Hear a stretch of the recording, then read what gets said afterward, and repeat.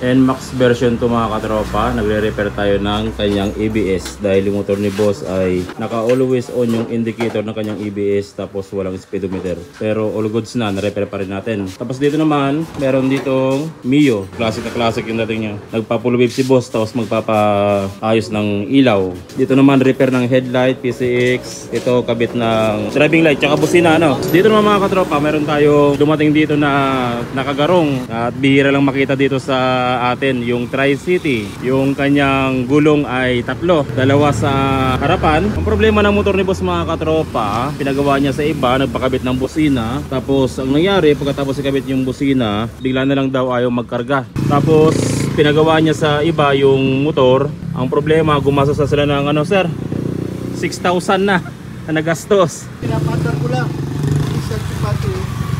Pinapandar ko yung makina para tapos kina-charge yung battery para umandar lang. Hindi aware na nga ako dyan ng ano. So 6,000 na yung nagastos nila boss mga katropa. Ang problema, laging nalulobat. Kapag lobat na yung motor, titirik na at saka magkakaroon ng check engine. Siyempre, itong mga ganong klaseng motor, battery operated, kapag mahina na yung kanyang battery, mag-check engine tapos mamamatay. Dinala sa atin, hinatak na lang para ipacheck kung ano yung possible na problema. Kung sakaling maka-encounter kayo ng ganong klaseng problema mga katropa, hindi nag-charge tapos tumitirik, kapag umaandar, nag-check engine, ganito lang yung mga dapat natin gawin.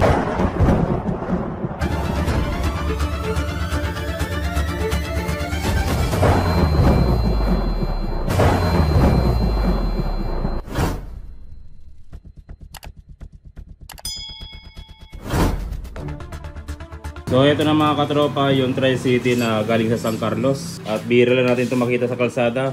Dalawa yung gulong niya sa harap, pero napakalambot niya, oh. Parang isang gulong lang. Ayos. So ito mga katropa, yung problema ng motor ni boss ay discharge or hindi nagkakarga. At naka-anim na battery si boss, no? Pang-anim yun. Pang-anim na to. Ngayon, para hindi na magkasusan si boss, dinala sa atin para ipacheck kung ano yung dapat gawin. Kasi hindi masolve dun sa San Carlos kung ano talaga yung problema ng motor na ito. So para masolve natin ito mga katropa, kailangan, bago natin siya i-troubleshoot, i-multitester muna natin yung battery niya kung ilan ba yung voltaheng lumalabas. Kaya kailangan tanggalin natin to. Dahil andito yung kanyang battery, tapos yung kanyang charger naman na dito. So mas maganda kung aalisin na natin yung buong upuan. So ito na mga katropa yung battery ng motor ni boss. Ang gagawin natin, gagamit tayo ng multitester. Kung makikita nyo rito ay 12.9 yung laman ng battery ni boss. Dapat kapag pinandar natin yan, tataas pa yan sa 12.9. Subukan natin pandarin.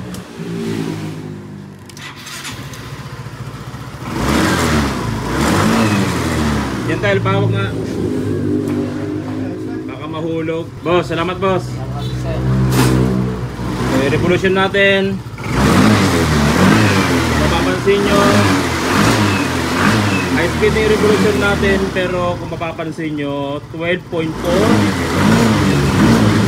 hanggang 12.4, hindi umaalis sa 12.4. So ibig sabihin yan mga katropa, hindi nagkakarga or hindi nag-charge yung motor ni boss. Kaya ang nangyayari, naka-anim na battery na siya at lobat and lobat. Kapag ginamit nila at humina yung battery, automatic namamatay at tumitirik yung makina. Kung sakali na naka-encounter kayo ng ganitong klaseng problema, ang unang gagawin natin ay i-check muna natin yung sa stator. So dito sa gilid ng ating magneto, andito yung ating stator, at sa stator hanapin nyo yung socket na ito. Yung mayroong white blue na wire at mayroong kulay white na wire. Ito yung wire ng ating pulser. At dito naman sa kabila, mayroon tayong purong makakapal na white, pero na wiring na nila. So bubuksan natin tong cover na ito para ma-expose natin yung original na wiring ng ating stator. So ito yung original na wire ng ating stator mga katropa, dalawang solid na white wire. Ito yung mismong supply sa ating regulator para mag-charge yung ating battery. So i-test natin ito mga katropa. Dito tayo magsimulang mag-test sa stator kung good ba yung kanyang supply or hindi. So kung mapapansin nyo dito mga katropa, nag-wiring na sila dito. Kaya ang gagawin natin pansamantala,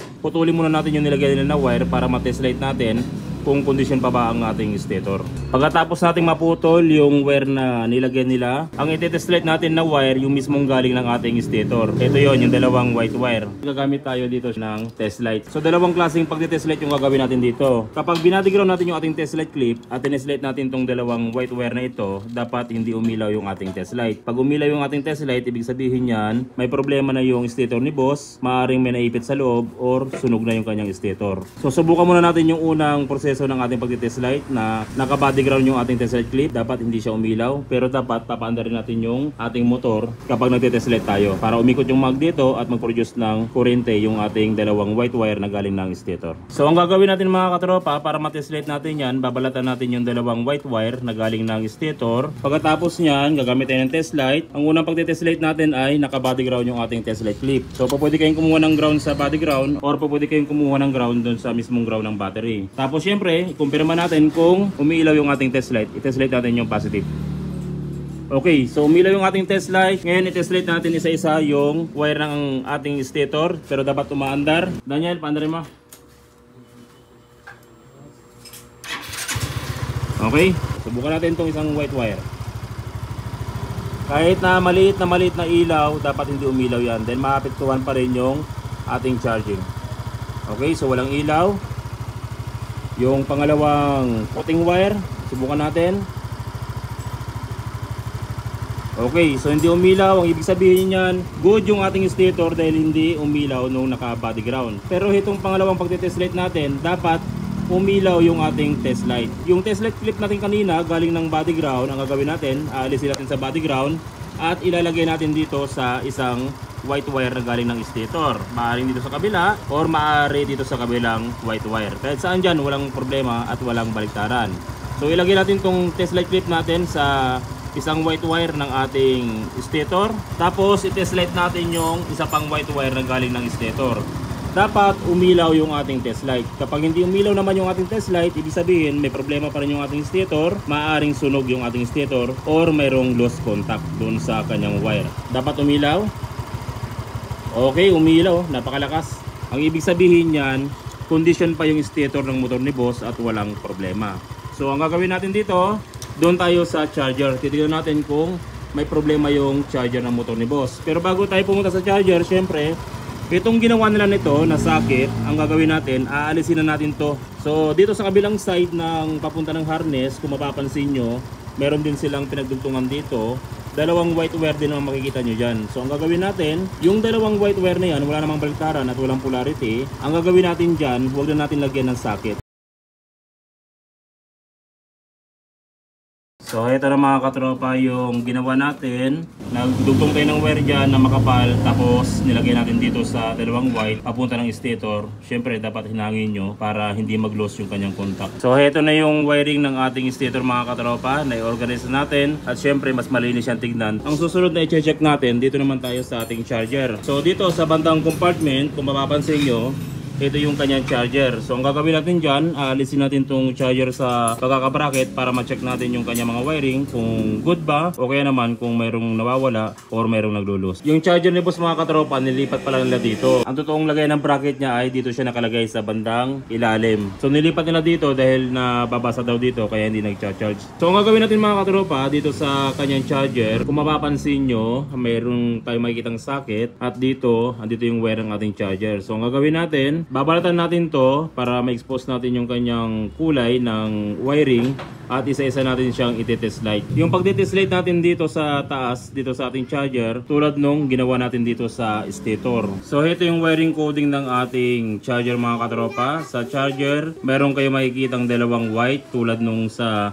stator. Ito yung mismong wire ng ating stator. So, babalatan natin ito mga katropa at iti-test light natin kung yung mula ba sa stator papunta dito sa regulator, nakakarating ba yung supply ng stator. Kasi kung hindi umilaw to, na umilaw naman sa baba, ang ibig sabihin yan, mayroong putol sa harness at hahanapin natin yung putol ng harness. So, ganun pa rin mga katropa, yung test light clip natin ilalagay natin sa body ground. At kapag nilagay natin sa body ground yung ating test light clip, dapat kapag tinest light natin tong dalawang white wire ng ating charger, hindi dapat umilaw yung ating test light. Kapag umilaw yung test light natin, ang ibig sabihin, mayroong grounded yung ating harness. So i-test light muna natin yung positive. I-compare natin yung test light natin kung umiilaw. Okay, umilaw naman. Siyempre, pag tinetest light natin itong dalawang white wire, dapat naka-under yung ating motor. Nak, paandarin mo nga yung motor, Nak.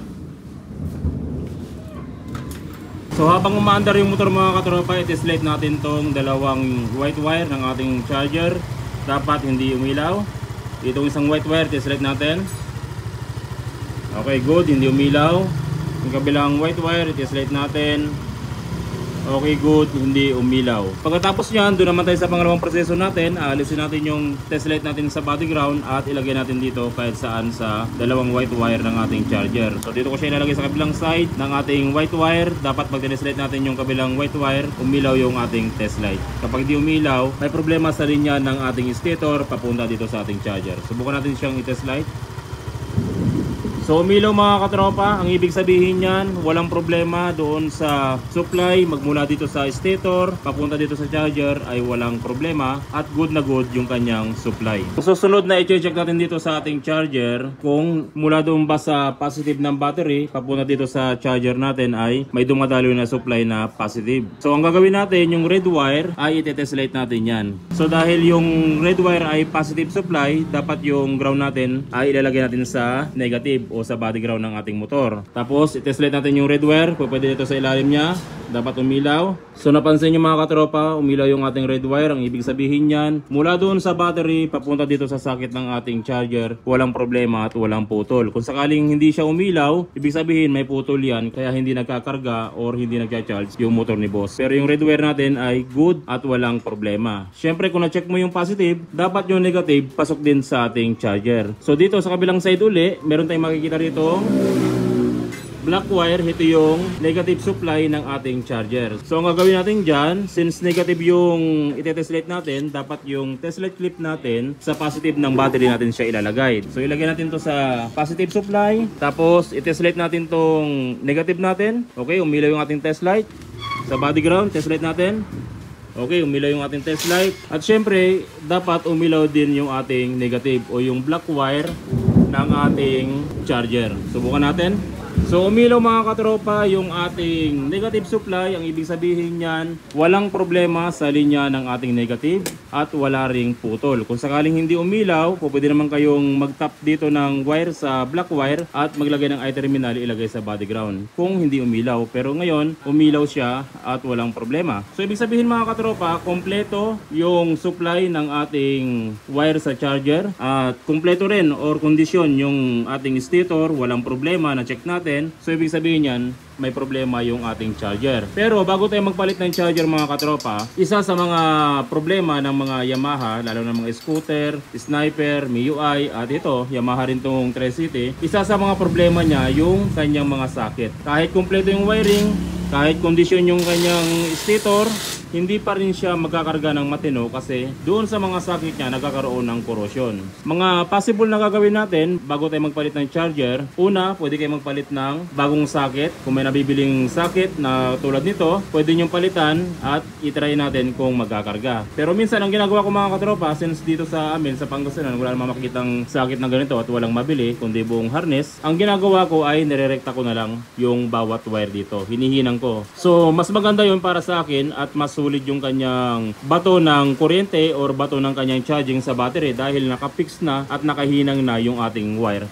So ito yung ginawa natin mga katropa, naghinang tayo ng makakapal na wire dito sa charger ni boss. Pagkatapos niyan mga katropa, syempre lalagyan na natin to sa motor ni boss at ganun pa rin yung ano niya, yung pattern niya, idudugtong niyo na lang dito sa dating socket ng charger. Kung diyan siya nakasuksok, kung dito yung pwesto ng isang puti, dito niyo lalagay, yung isa dito at yung black naman ay dito sa black na tube at yung red ay dito sa kabilang tube. Nilagyan ko na siya ng platandaan, black tsaka red. So ito na mga katropa yung wire ng ating charger na ilagay na natin sa tamang pwesto at maulan. Maulan na, kung kailan natapos yung mga customer tsaka naman umulan. So pagkatapos natin mailagay sa tamang pwesto mga katropa yung wire ng ating charger, subukan na natin. Daniel, Yes, boss. yung ating multi-tester, panda rin natin. So 12.7 mga katropa. Subukan natin panda rin yung motor ni boss. Okay, umandar na yung motor ni boss mga katropa. Kung mapapansin nyo, yan o, laki na pinagbago nyo. 14.2 boss. Idle pa lang yan. Minor pa lang, 14.3. Good na good mga katropa yung ating ginawang modify dito sa charger ni boss. So ito na yung motor ni boss mga katropa, buhay na buhay na. Naglagay kami ng ano, naglagay kami ng hazard, gentle ano. Yung hazard niya ay switchless. Wala nang switch, yan ano. Yung dating switch niya ang ginagamit. Yan. Tapos naglagay tayo ng yun no. Dahil buhay na yung kanyang charger, kaya si boss nagpalagay na ng mga accessories. Tapos ito pala mga katropa, yung ating voltmeter. Naglagay na rin tayo ng voltmeter natin. Kung mapapansin nyo, 14.4. Minor pa lang yan. Kanina, kahit anong revolution natin ay 12.5. Gentle, i-compare natin uli dito sa ating multi-tester.